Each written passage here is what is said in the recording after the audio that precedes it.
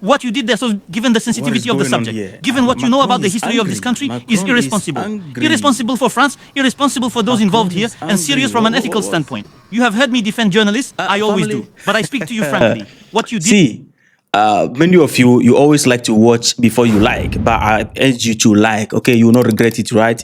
That is the only way you can push us, because most of the time you always forget. Please hit the like button and subscribe to be part of this awesome family. I mean, interesting stories coming out. Emmanuel Macron is angry. In the land of freedom of speech, the freedom of speech has become a problem to the authority and the advocator of freedom of speech. It's funny.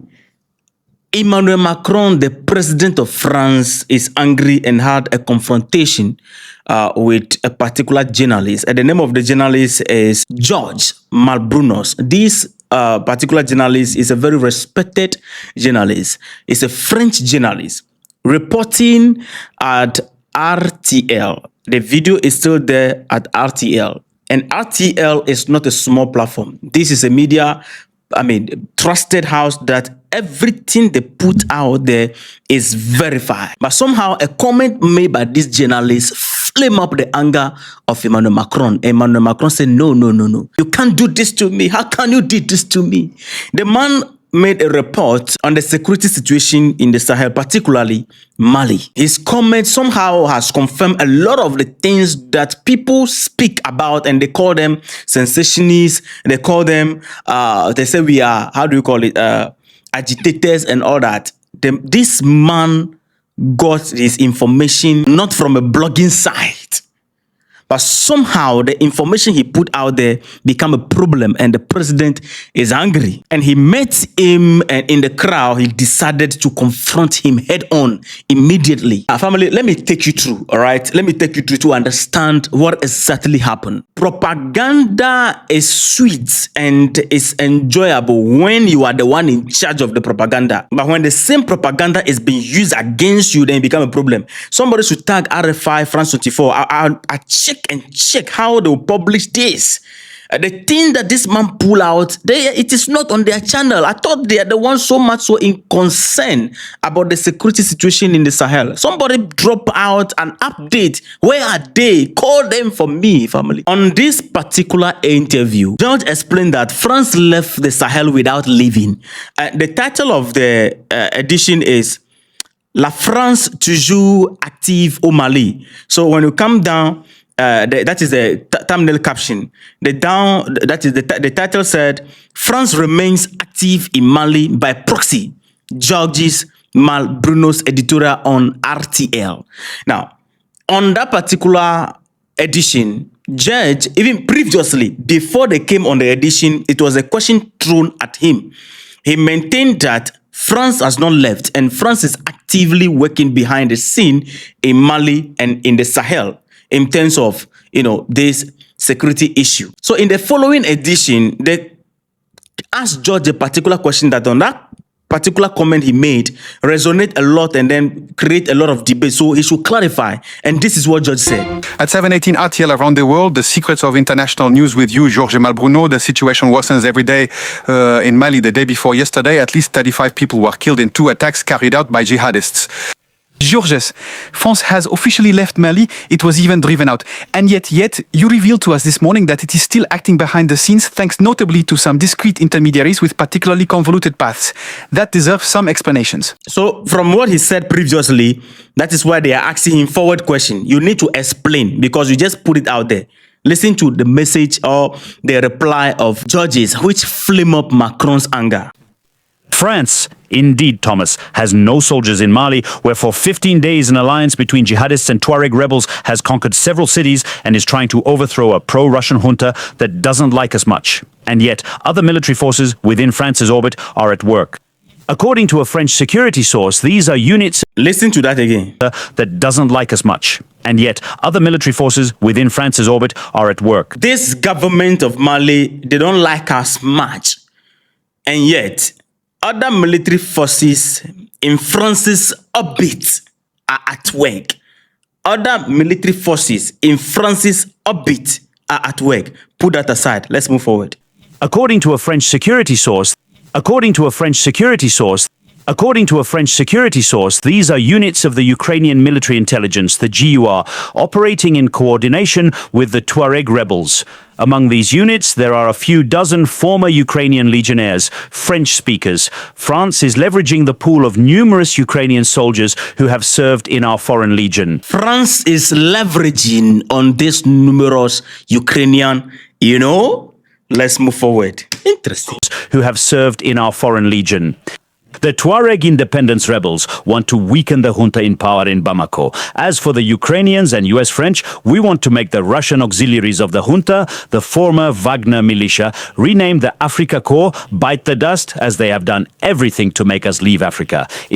So he's sharing the interest of the Tuareg group, the interest of the Ukrainian together with France. For the Tuareg group, they want to weaken and then take out the military, all right, the government of the day.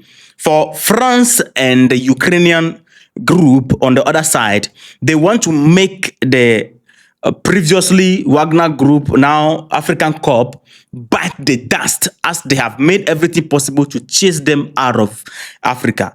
I don't know how the Africa Corps is the reason why you have been chased out of Africa. But by the way, let's play along and listen. It's a sharing of interests, as the Tuareg rebels have an old relationship with the French intelligence services in the Sahel.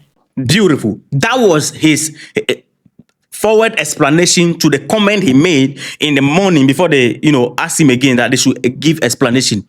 And this explanation, he revealed from the beginning where he got it from. When you listen to the next explanation, you can see that these were the very same people that we say we were fighting, all right? But all of a sudden, all of them, because of their shared interest, that barrier has been removed because they don't see eye to eye. But today, the barrier has been removed and they came together to do what? To champion one particular agenda because of their own shared interest. It's not yet done. Listen. So the most surprising thing in everything you say is that this alliance game ultimately benefits the jihadists. You started your statement by saying the rebels and the jihadists are allied at the moment. It's a surprising alliance game, that's true. Relying on Ukrainians who help Tuareg rebels associated with jihadists who are our enemies, we are in the cold reality of the field. This is called prioritizing one's enemies to achieve a common goal. Beautiful. Prioritizing one's enemy to achieve a common goal. Now, this didn't sit well. This was a commentary or something that judges pull out. And it didn't sit well with Emmanuel Macron. Then Emmanuel Macron goes this way. We are your people. How can you do this to us? There's something off about the approach here. The way Macron carry it, there's something off somewhere. Let me explain to you. What you did there, so given the sensitivity of the subject, given what you know about the history of this country, is irresponsible. Irresponsible for France, irresponsible for those involved here, and serious from an ethical standpoint. You have heard me defend journalists, I always do. But I speak to you frankly. What you did is serious, unprofessional, and petty. Okay, that is Emmanuel Macron confronting the gentleman that, look, what you did, given the history of this country, understanding the sensitivity of this matter that we are dealing with, and you put this out, is unprofessional and blah, blah, blah, blah, blah. And we are like, freedom of speech is no longer working in France, or what is going on? How? Because if this were to be Ibrahim Traoré confronting a journalist, but this time RFI will be everywhere. France 24 will be everywhere. BBC, CNN, all of them will be everywhere. Oh, they are against freedom of speech. They are suppressing the media and all that. Now, this is a problem. If Emmanuel Macron, this is it. If truly Emmanuel Macron, France is a great country. Amazing, great country with beautiful, amazing people. You understand?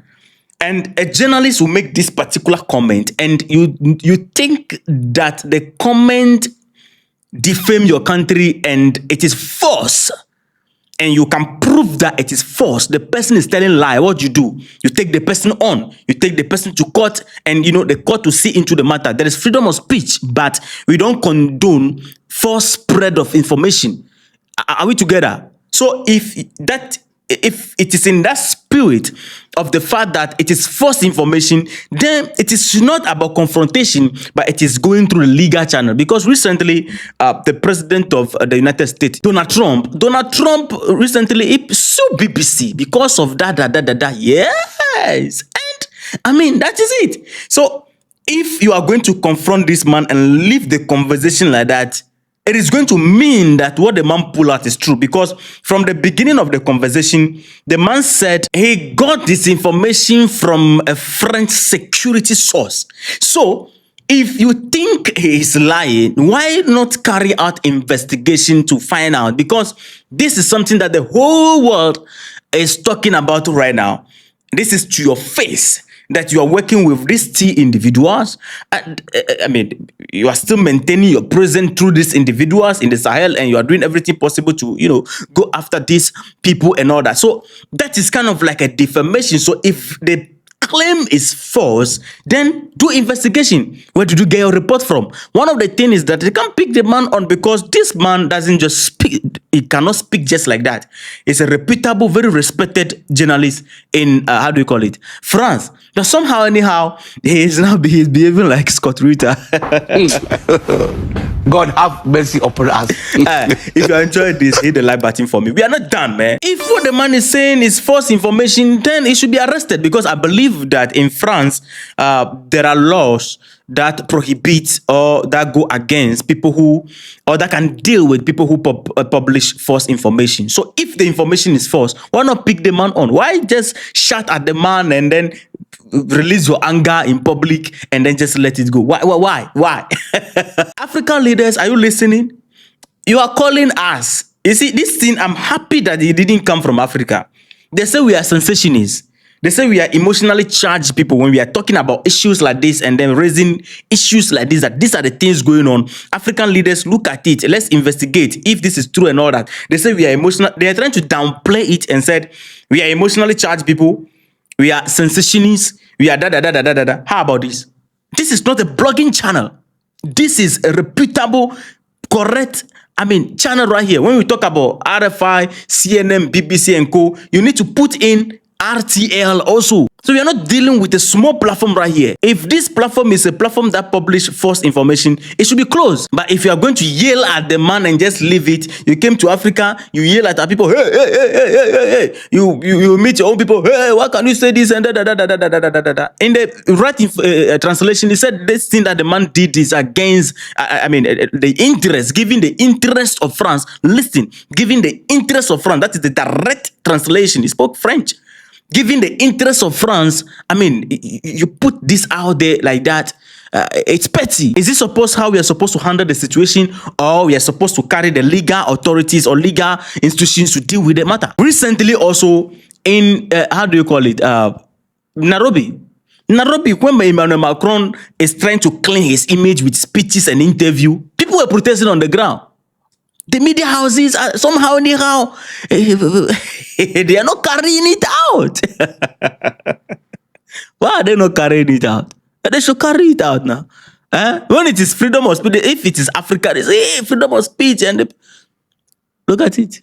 People spoke freely and launched their opinion. It became a problem. Now, this justified what Ibrahim Traoré have been saying in Burkina Faso, that everywhere you find yourself, there's freedom of speech. But you can't, if your analysis and or ideology and your speech and whatever you are championing doesn't align with national priority, they come after you. One example. Anyway, family, you know what? Hit the like button for me. Subscribe. Put us on notification. When you come to YouTube, we do it better. All right? We do it better. So support us by being part of this awesome family. Let me know your thoughts in the comment section. All right? See you in the next episode. Respect.